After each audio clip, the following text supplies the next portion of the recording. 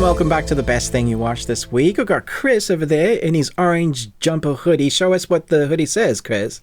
Farts are the screams of trapped poop. That's amazing. If you want it, you can go and check out his channel. He's got it there. You can buy it. I want one. I'm Ruben from the Ruby Tuesday. We're going to talk about the best things that we watched this week. A lot of the content from me this week will be new because I think I've done one review this week. So all the others will be like, what is Ruben going to think about these things? And I'm sure I'll speak in that high tone voice as well. We'll do... We've got a Patreon, which I'm looking forward to. We're going to do spoilers for Super Mario. So I'm not going to do any talking about Mario in the review. We'll just do it there on the Patreon. That is Perfect. £1 at the moment. Thank you for those that are continuing to join us. Really appreciate you guys being there. Yeah. And we've got a couple of other extra things going on Patreon. So yeah, always adding on new content. Audio exclusive as well. Both talking about a film that we haven't seen for a long time, so that's going to be fun. Entertainment news and what we're looking forward to. So that is generally, the format, of how we do things here. But when we start, we talk about movie quizzes, which Chris has been doing for a while, and then I pose a question. So last week, I think you had 3 fairly easy ones. Who won? Did someone win? We did. We have a brand new winner. Hey, okay. Teddy and Friends OKs.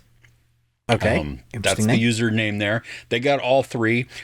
Give also, though, like runner-up, Elijah Talbot got 2 out of the 3, and then Secret Wars 98 came in with the assist to give a third one also there. So that was just a funny thread of conversation. But the answers to last week's were Galaxy Quest, Indiana Jones and the Temple of Doom, and The Breakfast Club. Yeah, all great quotes. Yeah, cool. Okay, so 3 more.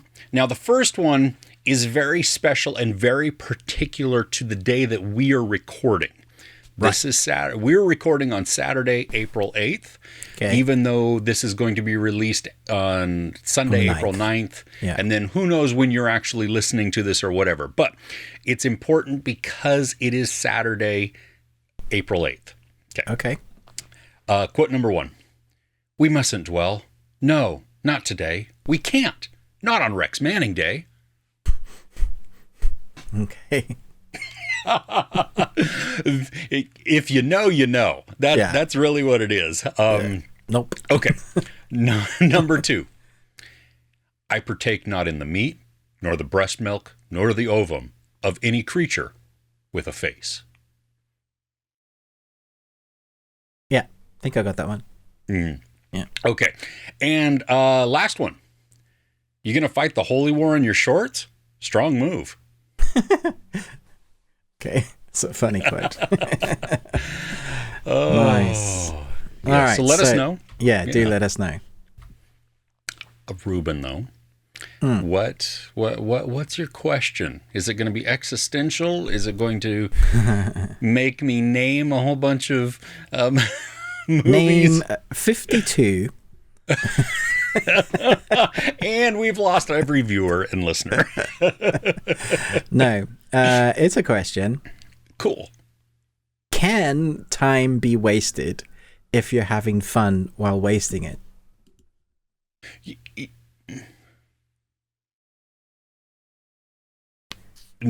No, it's not wasted, and therefore, even when you're having fun doing something, it's not wasting it. So if you're not having fun, are you wasting it? If you're not having fun, are you wasting time? I think you're just experiencing time at that point. Because like when I work or clean out the cat sand and the ammonia goes up my nose. Yeah, that's not fun. That's not fun. No. But I'm not wasting it because I'm cleaning the cat sand. Yeah, you're just experiencing it. You're just going, but to do something mindless, to do something purely out of enjoyment, that what about really, torture? If someone's making you listen to ABBA That might be a waste. But if you like ABBA, that's okay. Who likes ABBA? I like some of the songs. How dare you? No. Dude, come on. Come on. Waterloo! My Waterloo! It's great. It's great pop songs. They do exactly what they're supposed to do. I'm joking for everybody now upset. How dare you not like ABBA? Well, let me ask you a question then that has to do with time. Yeah, okay. Can now ever exist? Can there be a now? Well, there's 3 tenses, so... Are there? Theoretically, it's present, past, future. So explain to me when the present is. Right now. No, it's the past. In that moment, as you experienced it, it's only the past when you think about it. Yeah, it's but only the the past when that realize... second. But while you're experiencing the time in a motion, it is time, linear. But you can't recognize the present. No, you can doesn't only mean you're not recognize in the present. Yeah, but if you can't recognize it, is it true? Is it happening? Is it there? Yes. Or is it only the past and the Just future because I can't see anticipation? gravity doesn't mean it's not there. How do you know it's gravity? Confucius it's too early says, for this crap. Confucius says... Sorry, dude. No, it's just something that has always bugged me, or I've argued for the longest time. Because the second you realize, the moment you realize that it is the present, it's the past. Yeah. But it so was there can only be future present. and past. It was present until it was past. But if you can't comprehend it, if you can't acknowledge it, if you can't even experience it, like I can't really comprehend gravity, but I know it exists because I go down when I jump up. But how do you know that's gravity? Because that's the attribute. That's what that's the word we've put onto it. This thing that makes us go down. That's gravity. The Earth's gravitational force. Maybe when you jump up, though, the person on the opposite side of the world is being squished down, and so they stand back up and it pulls you down. Oh, -1 point for Chris. 10 points from Gryffindor. I award you no points, sir. Everyone here is dumber for having heard this. God have mercy on your soul. Dare you? What is the next thing you're going to tell me? The Earth is flat. No, it's a velociraptor. Come on. If you don't follow Dinosaur Earth on whatever social media channel, then you're missing out, because they troll not only just the regular people but also the flat earthers, and it's so funny. It's a joyous thing for sure. Okay, enough of that nonsense. Should we get into the best thing we watched this week? Yes. You want to kick it off? Yeah, sure. I got to watch a film this morning that you had a screener for, but disappeared on your screener list, called Hunger. It's about a woman running her family noodle restaurant. She receives an invitation to join the fine dining industry under the tutelage of an infamous chef. Now, to give you an idea how much I enjoyed this film, it's the only thing I had the energy and the fortitude to review this week. I actually recorded a couple of other reviews and just didn't have the energy to edit it. I was like, nah, not going to do it. So, how to describe this film? What is this film? If you take Gordon Ramsay, you know who Gordon Ramsay is? Yeah. Okay. Yeah. I mean, world-renowned douchebag, but also genius. That guy. The guy with the potty mouth that will destroy you and break you down into like a putty. Yeah. Gordon Ramsay, The Menu, Chef, and Bear, or The Bear, the FX series. You squish all those together and you put it in a cultural place that's Thai, because it's a Thai film, and that's kind of what you're getting here. That's a little bit of everything in there, but really we follow a woman that wants to believes she's better than where she is. She's working at a family noodle restaurant. She gets recruited because someone tastes her food and it's amazing. And so she goes to this prestigious place, and then she has to earn her way to be there as a fry chef, basically, because they have separate, like, everybody's good. Like, one person can, do the meats. There's special chefs. You're good at one thing. She doesn't have that much knowledge in anything else. She's got a lot to learn. She has kind of like a good moment. She thinks that, she's the bee's knees. And then she realizes she almost knows nothing. At the opposite end of the table, we have all these guys under the tutelage of our master chef, who he's such a stoic guy. He plays it brilliantly. He's reserved but menacing. And I think you kind of need to be that. Like, if you're in charge, you've got to have everybody listen to you, no matter like what you say, no matter what you do. But he's a little bit not right in the head. Well, that's how he comes across. And then the others kind of hate him, but they're learning a lot as well. And so we have this young-ish lady that is wanting more, believes that she's bound for something more special, but she's kind of throwing everything away from her life that she had before to be this other person that's absolutely opposite of who she was. So she's losing everything she was to become this elite chef person. And so we have the two worlds almost clashing and colliding, and she's got to figure out, so she's got some growth to do on both sides. You see what happens to her family and her restaurant. In the meantime, you see what happens to these people and the type of people they are. And that escalates into a crescendo of an ending that I was really satisfied with. I thought it was really good. I really like where it ended up. It's a very mesmerizing film. The way a lot of these films that deal with food are often, these quick shots of food, the gourmet, pretentious food. It's the type of food. My wife and I joked, and we'll never say who did this, but we once went to a friend's house to eat dinner. And I think they were on a diet, but they were also trying to do something a little fancy. And so the portions on the plate, I kid you not, was so tiny with a little bit of like garnish, and it looked pretty. And that's what I class as pretentious food. So we had our food, we said goodbye and went to McDonald's. Like it's that. Those. Now, it's artwork, for sure. Like, it looks amazing, and it might taste amazing, but I can't believe for a second people are full after they have a meal like that. Unless there's, like, 8 different courses, then maybe. Oh, my gosh. Right? But, flip it heck. Yeah. Well, I think about that movie, Always Be My Maybe.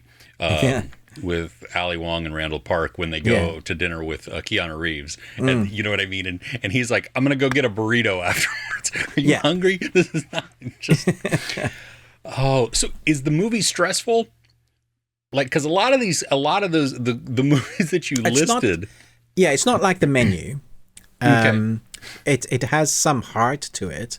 There's definitely stressful situations when she's learning, when she's having to push through and deal with the chef himself, but it's not like there's a serial killer sort of vibe.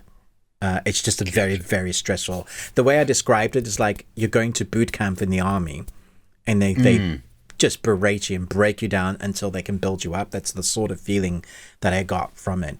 Visually, aesthetically pleasing, all those beautiful shots of the food.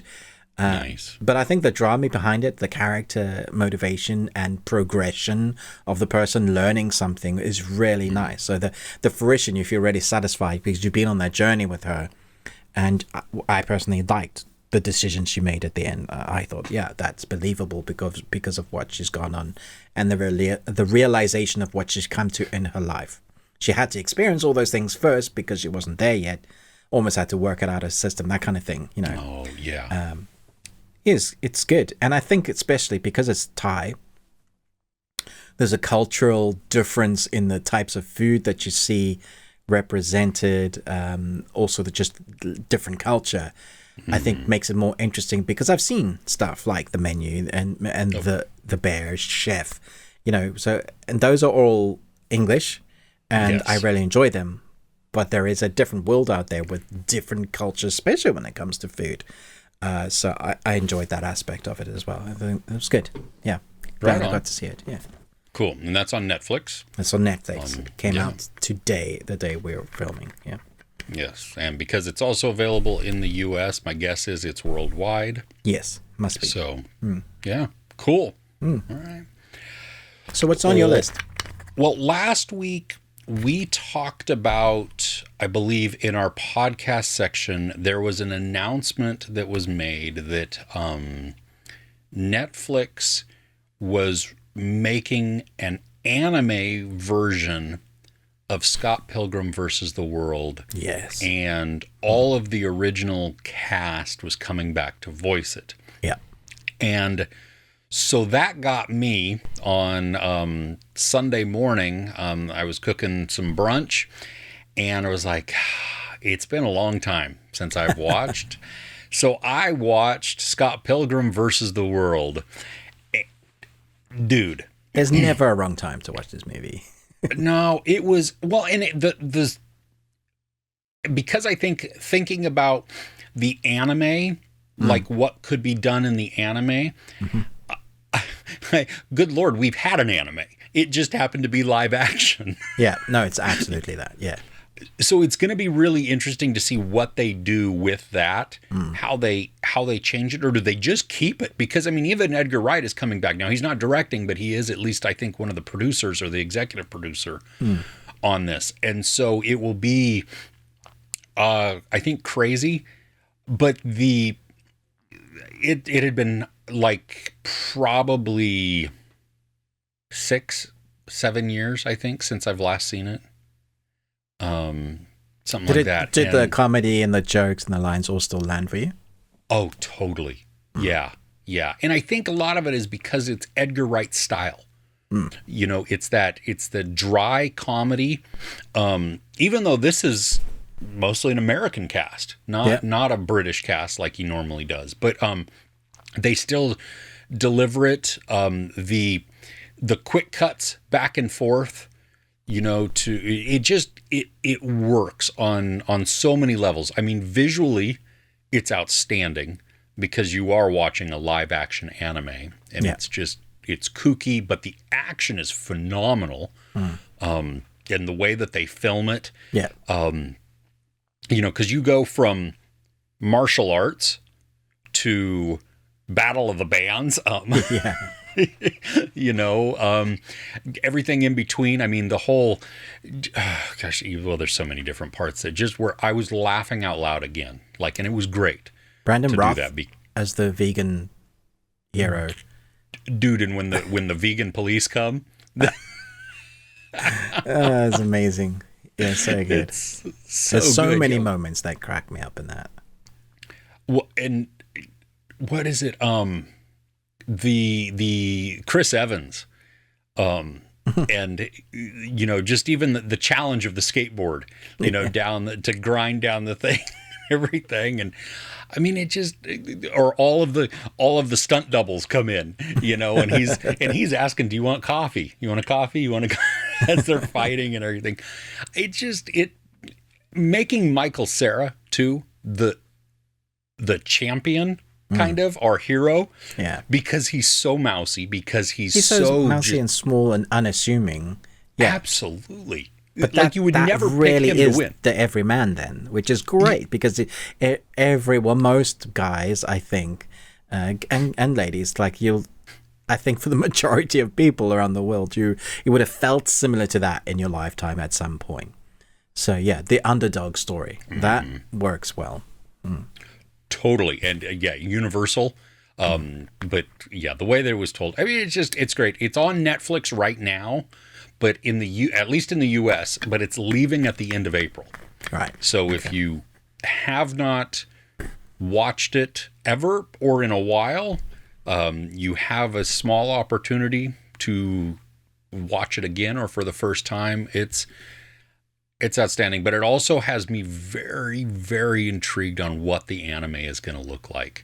Right. What they're going to, you know, because I don't think you can improve upon it necessarily. But I'm not sure how different it's going to be either, because, you know, to have the voice cast I don't know. We'll see. I'm still excited to see the anime. I think it'll be good, but I hope so. Yeah, fingers crossed. Yeah. Cool. All right. What else did you watch this week? Okay, so this film actually came out in 2022, I think around the world. It might have been out in America for a few months already, but it just came out here to rent. It's called The Killer, or original title, Deo Killeo Jugedo Dononamai. Yeah, I'm pretty sure I decimated that. Yeah. Okay. A retired hitman agrees to take care of a teen girl, but when she becomes involved with unsavory people, he has to rescue her. Okay, so non-English assassin film. Tick. Nice. Lots of atmosphere, like heaps and heaps of atmosphere. Now, a lot of people, when there's a new action assassin film with hand-to-hand close combat, recently everybody goes, "Oh, it's John Wick," blah blah blah blah blah. Mm-hmm. But for real, this is Korean John Wick. Like, oh, wow. It does that well. And one of the things I love it is that this character reminds me very similar to the stoic John Wick. He doesn't have a lot of dialogue, and when he acts to kill. So he's again, it's a very similar story. He's kind of out of the game.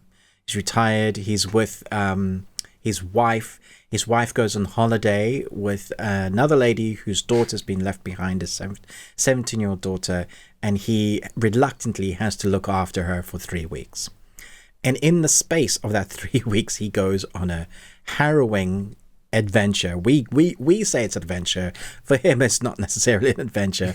But she finds herself in a sex trafficking ring. She gets someone says, "Hey, come with me. We're going to go to this party," and it ends up they want to sell her. Now, obviously, there's a much bigger, deeper story around that.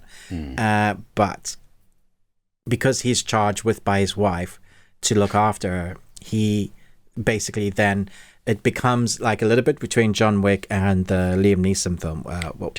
Taken. It's literally those two films together, but Korean. And so, okay, so that I'm down for. That's like I'm immediately sold on that premise. Mm-hmm. Is your action as good? And I'll say, yeah, it's as good as Wick. Very creative, knives, axes. If you've seen the Raid films, there's some of that in there as well. Very quick and fast, frenetic, but you get to see it mostly. Long corridor scenes. Like when you see a corridor, you're just like, whoa, this is going to be great. Because it's somebody swinging a knife and a gun and an axe in a corridor. You're going to have to be really creative for how you're going to survive. So you basically have a whole set of action set pieces, which is what like the original John Wick does. But the film does start off with him being annoyed having to look after this girl. And the one thing that I think that's different between the John Wick character and this guy is every situation he comes into, he just feels like he can't be bothered. Like, he's tired. He's like, oh, why am I having to do this? And at no point does it really feel like, maybe it's a detriment to the character, but I liked it. It's like, is he really in danger here? Like, he's that good. Like so he walks into the situation, he sees 10 guys with automatic weapons and handguns and axes and knives, and you just feel like he's tired. It's like, oh, do I really? I don't know if I can be bothered. Okay, let's go. Let's do this then. It's that sort of thing. There's only one guy. Like, you have waves and waves of bad guys and various other guys that have more training, and then one like elite dude that he fights, and you just know like that fight's going to be great. There's those sort of action pieces, and he does a few things that John Wick does. You're like, how did you get up from that sort of thing? A lot of fun. So if you're craving something else after John Wick and you haven't heard of this movie, it's called The Killer, and I'm not even going to try and do the other subtitle. I know you can rent it for those in the UK on YouTube. Okay. Everywhere else, I presume it's on some sort of streaming platform. The director did a film called The Swordsman, which I know a lot of people like as well. So yeah, give it a go. See what you think. I really enjoyed this. I thought it was really fun. Nice. Let's see here. I'm looking to see if it's it is available. It's on like to rent on like Prime. So yeah, VOD. Nice type of thing. Okay. Yeah. Cool. So what's next on your list? Well, this is kind of weird. Like, I've not seen it. This is a series, a limited series that Netflix brought out last week that was based on a movie. So the name is the same. Okay. The actors are the same. The movie is basically a shorter version of the series. Right.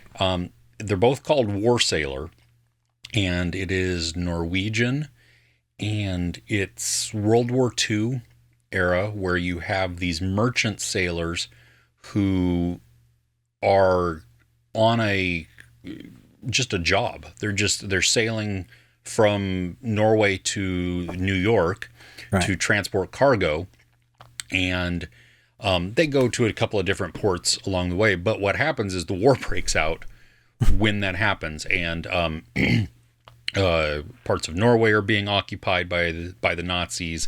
Europe just getting the occupation, and so their boats are basically commandeered by the government to then transport weaponry, sometimes soldiers, I guess, but weaponry for the Allies. And that then makes them targets for the Germans. Okay. And so you have all of these unwitting and unwilling recruits to the Navy. I mean, these people they're not military by any means. They're just now stuck in this war that they don't want any part of and everything else. And really, I read a little bit from like an interview or whatever from the director, and this is basically the series is the longer movie because they had to cut so much for the movie just to make it like a normal runtime. Oh, so so they didn't shoot a new series. It's the movie. That's weird. I haven't seen the movie, so okay. But what I understood from it is that this is like the same content of the movie, but with like all of the extra scenes put in so that it gives it a greater context. Right. So it would work out to be like about a 3-hour movie. Yeah. Because it's 3 episodes. I was riveted. Oh, so it's Holy good. crap. It is shot well. It is acted really well. There are just harrowing scenes that are put into this. And not so much as like, oh, we're just going to show the horrors of war. There's actually very little of that. It's like, whoa, the interactions. And it follows 2 people. This married guy who has a family, and then his best friend. And the best friend is gonna, is trying to take care of the other one. I mean, they're following each other. They're just supporting each other. And the high drama, and it is, whoa. How long is it? It was 3 episodes. Each of them are about an hour. Okay. So it's 3 hours. Like a miniseries. It is. Yeah. Yeah, absolutely. And it is, there are a couple of scenes, like there's a scene at the end where barely any dialogue is spoken.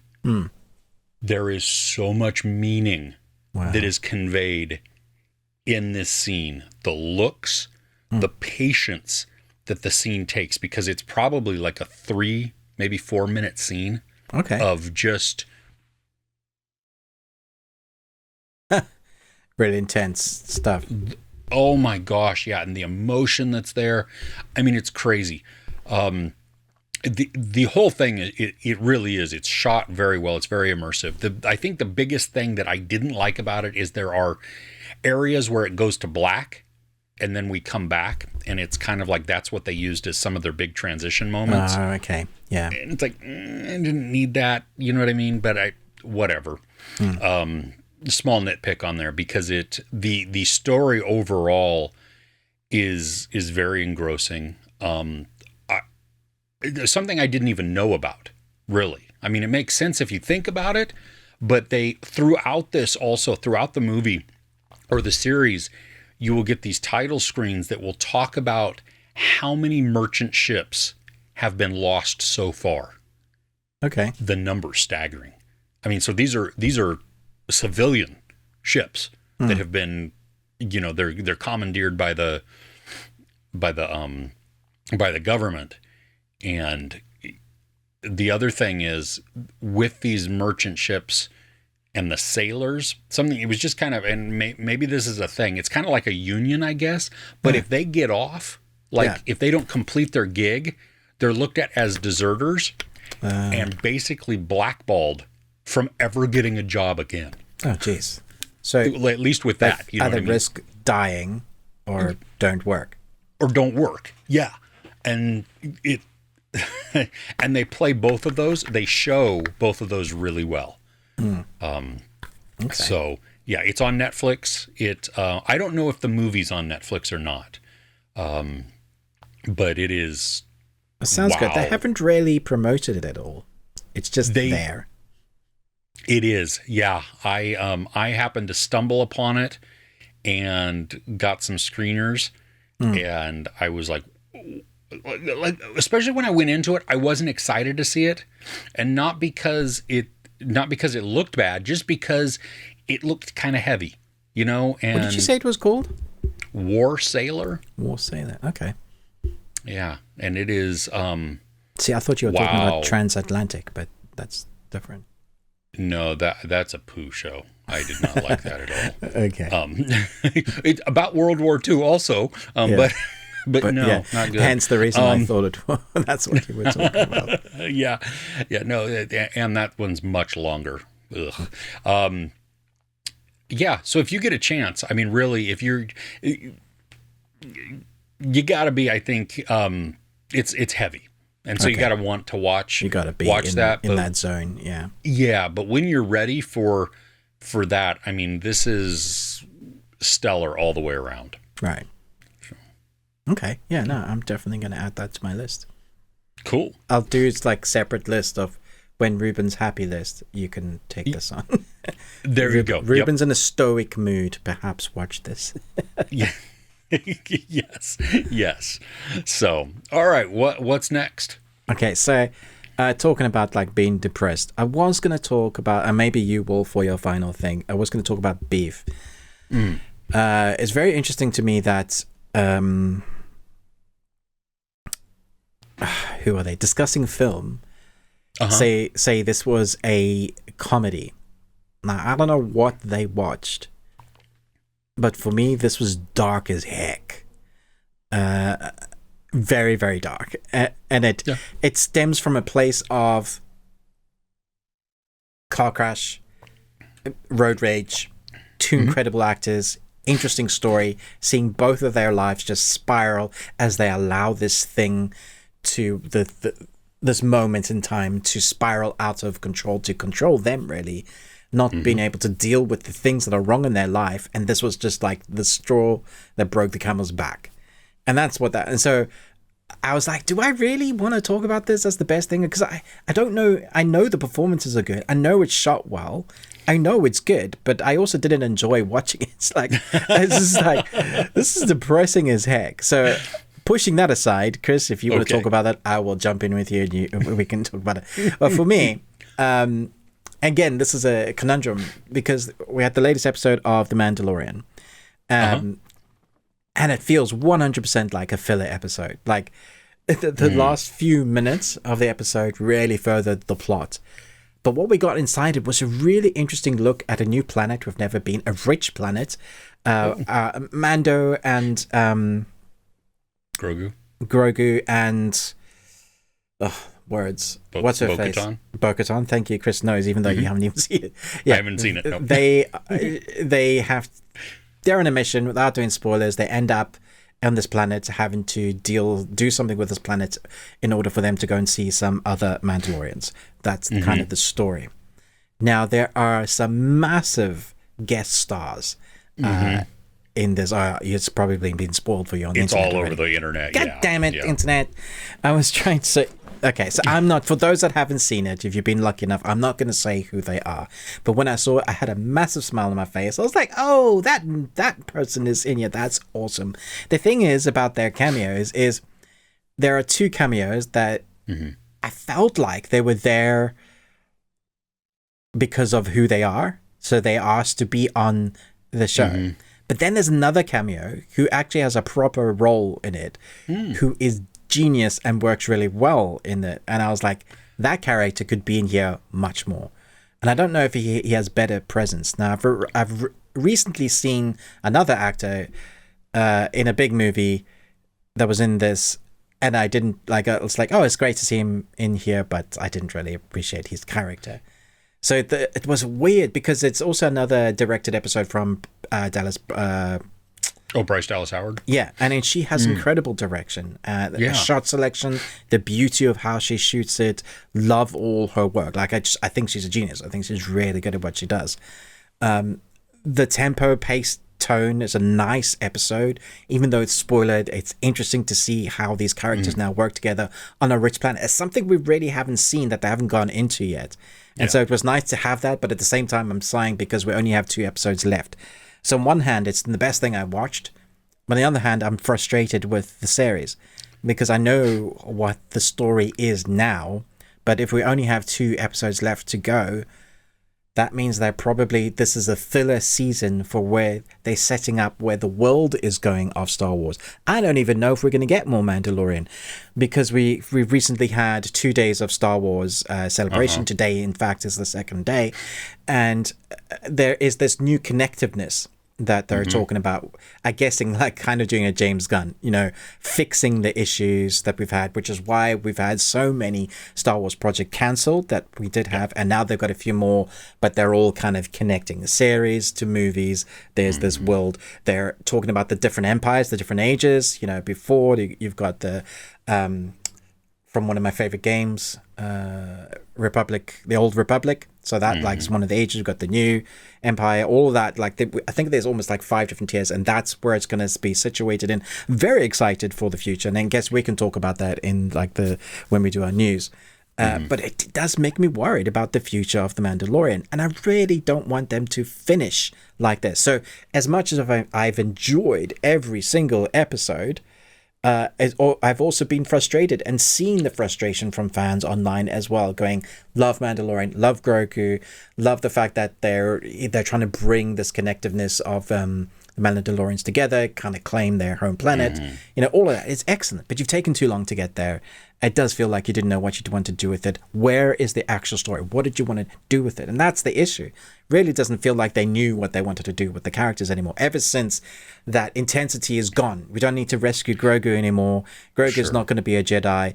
For those of you that don't know, Grogu's back because you didn't probably watch the other series that wasn't Mandalorian, but had 2 great episodes of Mandalorian in it. So that's a lot of words. So it's on the best thing I watched because I love the Mandalorian. I love this episode. It's different. Characters are great. Guest stars made me smile, but also made me go, why? And then another actor that I was in there was like, great. You did a great job. Okay. That was going to be my question. I was like, this is the best that you are. Yeah, exactly. But I get that. I get the frustration. And this has been the issue with a lot of these Disney Plus series where we're excited by the characters because we like the characters. The story is in varying degrees of, oh my gosh, it's really, really good, or it's, I don't know if they know where they're going with this. Yeah. And then you get to those last couple of episodes where it begins to click, and now you're like, well, dude, how are you going to wrap this up in a way that feels good and feels satisfying and not rushed? Why didn't you do that earlier, leading us towards this versus all the side crap? So yeah, 100%. So yeah.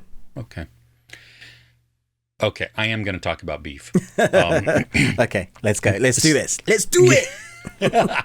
So, yes, very dark to address, but also I laughed a lot in this because the comedy is dark. I mean, it is. Like, I did a review and I compared it, at least in my memory, to that movie from a long time ago called Very Bad Things. Now, that movie is very, very, very dark. It's a good film, actually. Yeah. I like it. But it is like, I mean, that is like put you in the bell jar type of like, ugh, I need to shower. Yeah. The thing with this series, so you have 2 people that get into a road rage incident and it spirals out from there and becomes just this convoluted mess of of them chasing after each other. But what I really appreciated from the show is that, first off, we get to see why they are where they are, because this interaction that they have shouldn't have been that explosive, but we get to see what's going on in each of their lives that have led them there. Some of it is by their own. Like, I totally get why I probably would be there, like, so frustrated for them, angry for them, yeah. I mean, a lot of it they've put themselves in these situations, but also it's like complex, because, like, you take Ali Wong's character, she has built this incredibly successful business, which provides them a lot of excess and and privilege, but she feels trapped within it because she doesn't really get to do and have the time to do what she wants to do. And then when the opportunity comes to do something with that business and hopefully be out from under it, she finds out that that's not necessarily the case, but then you combine the whole family dynamic with the husband that is really not supportive. What does he do? What's wrong with you? He's an artist. No, he's not. That's not art. Art is subjective. I did see a thing online this week where in some museum, some kids had, as a joke, they had put a pineapple on an end table, and then it got covered up by glass, and it became an brilliant exhibit. Okay. So, anything and everything is art, whatever. Okay. Yeah. That's a whole other discussion that we could get into. But you have the overbearing mom, where the son, Ali Wong's husband, typically sides with the mom more, or at least caters to the mom. Yeah, it's very. I don't understand the dynamic with Ali Wong and her mother-in-law. You know what I mean? Because it's clearly contentious. Yeah. It is not healthy, but yet Ali Wong takes her out on these shopping excursions as a way to try and buy her love, even though it's never going to happen. Yeah. And she knows it's never going to happen, and you have the complicated relationship between Steven Yeun and his brother. And as that goes along, you the dark things that he has done, Steven Yeun has done, to sabotage things out of either jealousy or his own anger. He's a very or just broken man. Yeah. The reason that I walked away really liking this, because this is an angry show for a lot of it. Even though there's comedy within there, which made me laugh at different points, we see growth exhibited at the end. Our characters make a change, learn something, and for me, that turnaround redeems it, because they have these moments of redemption. They're not perfect by any means. They've still got a long way to go, but they have recognized, you know what I mean? They're not just, they don't end as bad people, just bad people. I mean, they're I mean, working. they're human. They're normal people. They're multifaceted. There is no good and evil. There is shades of gray, right? Yeah. Sometimes you Yeah. probably lean more heavily on the one side because that's where you are in life. Yeah. I like the showcase of that. And let me change my battery. Okay. Well, while you do that, I'll entertain us with a song. No, I won't. Let us know in the comments while Ruben is changing his battery there. What are some of the things that you watched this week that are outstanding? What would make your list your best of list? Why is it there? What did you like? What are you watching? What are you looking forward to? We'd like to know all of that. Okay, and Ruben's back. A couple other points within this. I mean, so Maria Bello, I loved to hate her. Yeah, she's 100%. so pretentious, Yeah. so just snotty. Yeah. Right? So privileged. But also David mean Cho. with it. Oh, Oh yeah. Oh, totally. Totally. I mean, she holds it over everybody. I mean, even her at the end where in her relationship, she's so condescending and so just terrible to that person, which gives you an insight of her, you know? Yeah. David Cho, who plays Isaac, the cousin to Stephen Yeun. Yeah. Dude, I love that guy. I mean, he's not a good guy by he's any not a means. good guy, but he's an interesting character for sure. Yeah, and he was charismatic, and I don't know, just his interactions and everything. It blew me away. Did you know that Stephen Yeun could sing? No, I didn't. Is that a prerequisite now for actors? Like, you've got to be able to dance, sing, and act? I don't know, but when his voice was spectacular. If that's not his voice, I'm very shocked. Would you buy an album? Maybe. Yeah. Yeah, it would. I mean, I'm not sure. I would probably want covers at the beginning because I want the songs that I know. But I was like, wow, I need more of you singing in this. Please keep going. So the series it's messed up. At the end, the final episode really takes a whole tonal shift. It's just different. It's still dark, but the way they approach things, the filming, all of that becomes very incredible. Oh yeah, because it edits. It's been edited with the story in mind. So like the pacing, that tone, when it shifts to the other character, and sometimes you see both stories happening at almost at the same time. I think it's about midway through. I especially liked how it went from Wong's character, and it was like it's edited for them experiencing the same thing at the same time in their lives, but just different circumstances. And it was a really nice way to kind of, she's kind of like him and he's kind of like her, but they just not seeing that. Yeah. Oh yeah. Yeah. And when it still doesn't excuse their terrible behaviors. No, you know what I mean? Yeah. It just gives us the insight into why they may be behaving this way and what's going on. And then you feel like, especially with Stephen Yeun, it's like, dude, you are self-sabotaging almost every single time. I've known people like that in my life. It's sad. Yeah, it is sad. Yeah. They're broken. They almost don't believe that they're worth anything or worth having something nice, so they self-sabotage. It's like, yeah, it's hard to see. Brilliantly acted.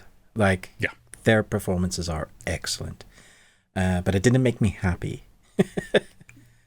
No, and I can see that. I really appreciated the craft, if that makes sense. Yeah. So, yeah, there you go. Did you have any more? I do. Okay, I want to touch briefly because I actually had so many things this week. You had a really good week of. Okay. Yeah, I did. Yeah. Keep going. Like I rewatched Tag. With Jeremy Renner. Yes, dude, what a great movie! And it also then made me want to watch Game Night, which I didn't watch Game Night yet. But I haven't seen Game Night? Oh no, I have. I own it. Yeah, no, I just wanted to watch it again. Like after watching Tag, I wanted to watch Game Night. Yeah. You know. So anyway, that one is so inspiring, so feel good. Just made me laugh again. You know, the humor in that. But I want to touch on Air really quick. Ben Affleck's new movie. Yeah, I know you haven't seen it. I'm not seen it yet. Yeah. Yeah, no spoilers, nothing like that. It's just really, it's an engaging movie. Ben Affleck, I like his directing style a lot. Me too. I like how a lot of them are, you know, it's character driven, and there's an intensity that builds. Even like in this movie, we know the outcome of Jordan and Nike because we're 30 years, 40 years now in the in the present. So it's not like this is like, but spoilers. I found myself still like, oh my gosh, are they going to sign? Are they not? Is he going to close the deal?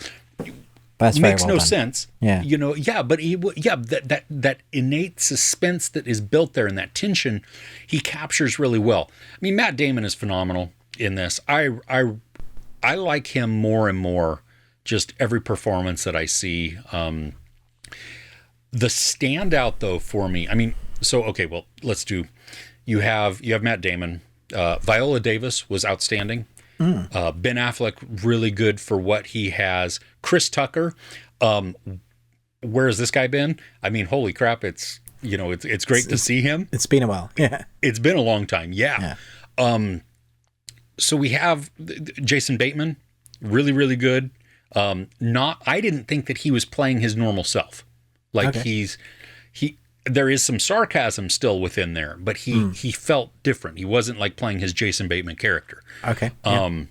Matthew Marr is in this a little bit. I like this dude because he was in a Jeremy Renner series a long time ago, like in the 20 years ago almost, maybe even longer than that, called The Unusuals. Did you ever see that? Yeah. It was one season. Yeah. The cop show. Yeah. Dude. And Matthew Marr played this dude named Marvin. And he was I loved him because he was like this stupid low-level criminal who was always in trouble.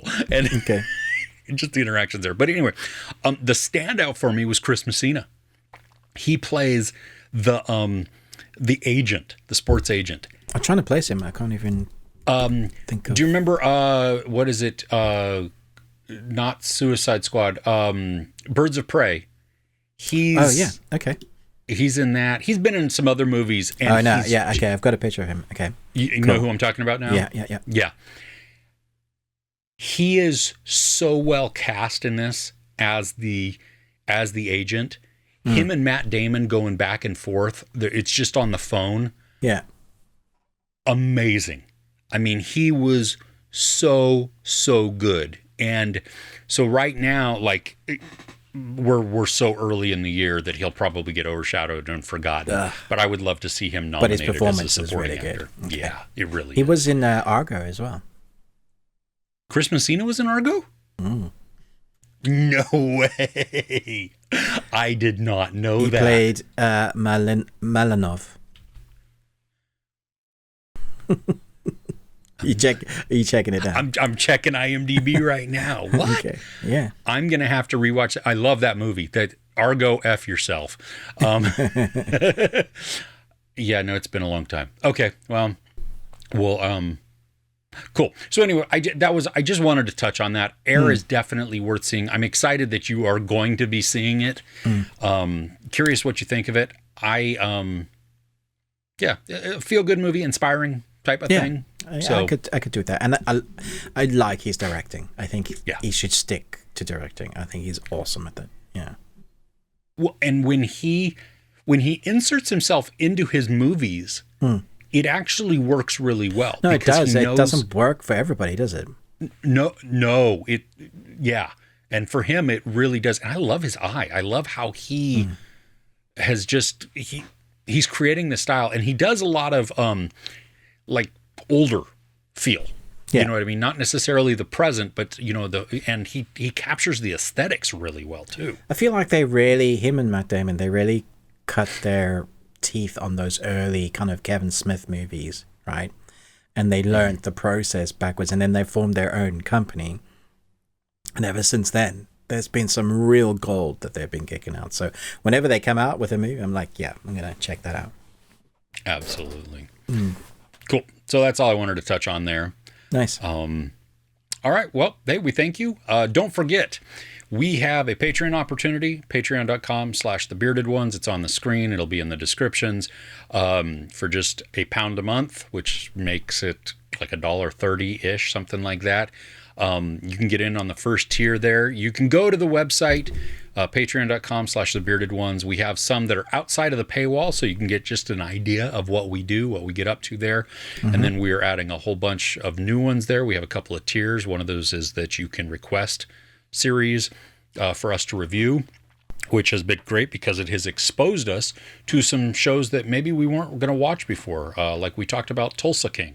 Yeah. Never seen that before. And, wasn't even on my radar. Turned out to be something outstanding. But anyway, we have discussions like that, so you can check that out. Our full audio portion, which we are about to get into, it's linked in the descriptions below. But this is where we talk about a movie that we either have never seen before or it's been a really long time. So we both did that this week. So you get an exclusive movie review there. We talk about entertainment news and also just some of the content that's coming up in the week that may or may not be of interest to you. But all of that and ridiculousness is included there. Please like, share, subscribe. Ruben with the Ruby Tuesday. Me, Chris, Movies and Munchies. With that, we will see you next week. All right, take care.